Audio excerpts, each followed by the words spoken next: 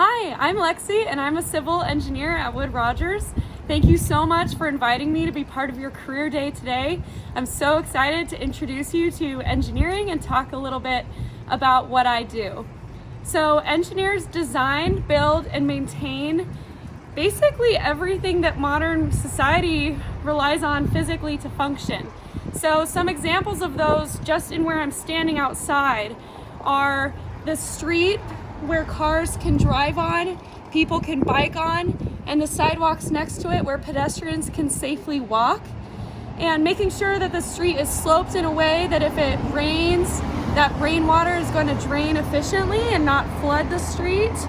Making sure that lights on the street turn on and that traffic lights stop and start at the right time so that people can drive safely. Those are just a few examples of engineering right where I'm standing right now. There are so many more. So think of an engineer anytime you turn on a faucet for clean drinking water or to take a shower, anytime you turn on the lights in your house or open the refrigerator and make sure that energy is cold for your food to stay fresh, and anytime that you get in the car to drive anywhere, get on an airplane to travel anywhere. Those are just a few more things that engineers do that affect our daily lives. So if you like problem solving, math, technology, or working on a team, then engineering might be a great career path for you. So when you start your career in engineering, there is so much to learn. It really feels like a fire hose of information. When I started in civil engineering, there were so many different types of projects to work on. So I ended up starting my career in land development, which is basically residential communities. So anywhere that people live, those are the kinds of projects that I was working on designing. From there, I was working and getting my master's at the same time. So I became interested in learning about how our firm does marketing to win projects, advertise our firm, and get our name out there. And I also became interested in the business side of managing projects on a day-to-day basis. So now, after 3.5 years of experience in my career, I'm working in water resources. So you can see that there's a lot of opportunity to try different things out and explore within the career field. And I've done all of this at the same company, Wood Rogers. So that's one of the benefits of being in civil engineering and working at a multidisciplinary firm, is there's a lot of different things to try. So there's actually a lot of different types of projects that civil engineers can work on, from transportation to geotechnical, which is the analysis of soils, asphalt, concrete, construction, architecture, water resources, or land development design. There are so many under the umbrella of civil engineering, and that's what I really love about the career field, that even though you're a civil engineer, you have a lot of different opportunities for projects that you can learn about and get involved in. I also want to tell you a little bit about my company. We're called Wood Rogers, and when we were founded in 1997, it was just 2 engineers, and now we have close to 300 employees. Many of them are licensed engineers, but we are also what you call a multidisciplinary firm. So that means that we have all kinds of services within the engineering field under one roof. The benefit of that is that all of us internally within the company can work together on projects instead of having to pick up the phone and call someone who works at another firm and potentially wait like a week or a few days to hear back from that person. You could immediately ask your coworker your question, get it solved, and get the project completed more quickly.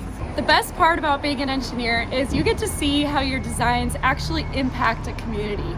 So for example, if you work as a water engineer and you work all year to make sure that your designs stop a certain area from flooding, and then there's a ton of rain that comes in a big storm and you make sure that community doesn't flood, that can be extremely satisfying to you.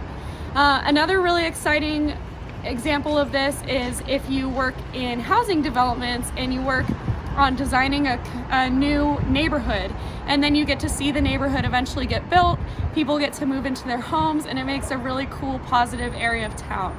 So I like to think about it as Engineers get to see a problem on paper, imagine a creative way to solve it, and then actually see what they envisioned happen in the world. Another thing about being an engineer that's really cool is the opportunity to work both inside at your desk and outside in the field. So depending on what kind of engineer you are, you might be more of one, more of the other, or mixed. So for example, an engineer might go out in the field to collect data for their project, or an engineer might be at their desk more to analyze the data. Finally, another thing that I love about my job is that my company has our really cool community action program called STEAM Team. So if you've heard of the acronym STEAM, it stands for Science, Technology, Engineering, Arts, and Mathematics. And our program basically allows engineers or anyone involved in engineering industry to do educational outreach to students. So that's how I'm able to actually participate and make this career video for you all today. When I was graduating high school, I actually had no idea what I wanted to major in.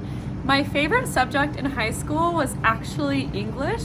So if you told me that when I was in high school I would one day become an engineer, I might not have believed you.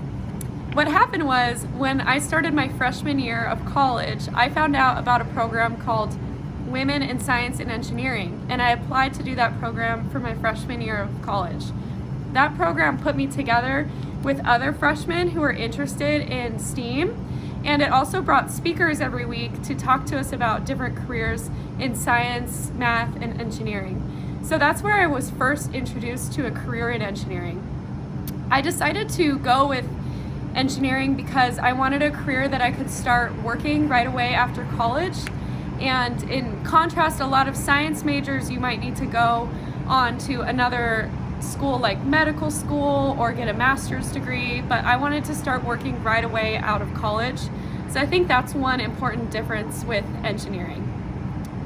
So once I decided on my major, I started working in internships every summer, and that really helped me pick out what kind of engineering to specialize in.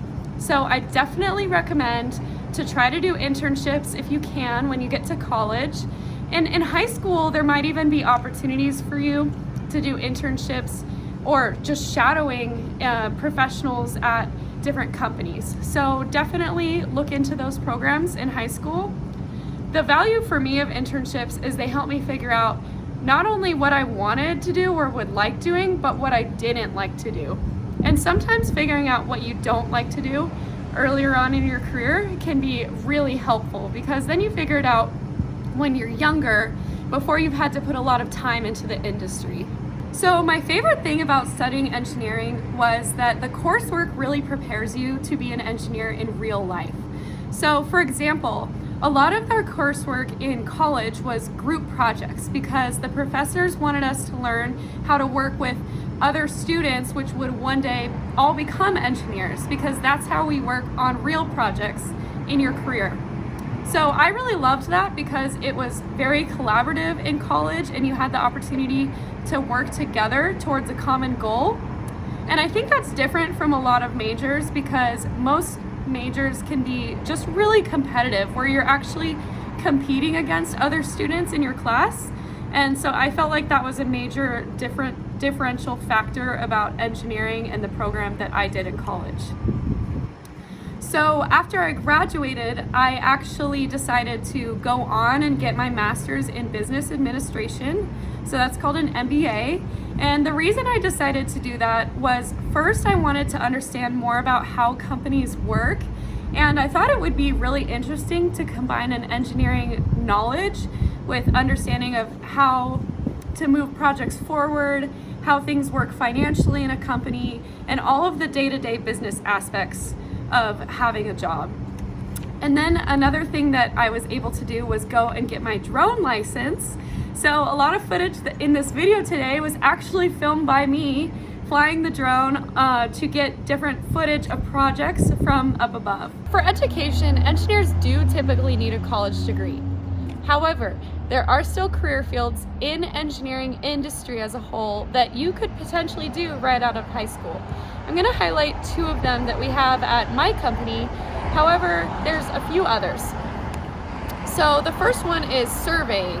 So surveyors basically go out into the field to get information about a project for engineers, either before the project, at the end of the project, or even during the project. So surveyors can be involved at all points of a project. Most surveyors spend their time outside in the field. So if you think that sounds interesting, hopefully you like to be outside. But there are some surveyors who spend their time inside getting the data ready after it's been collected in the field.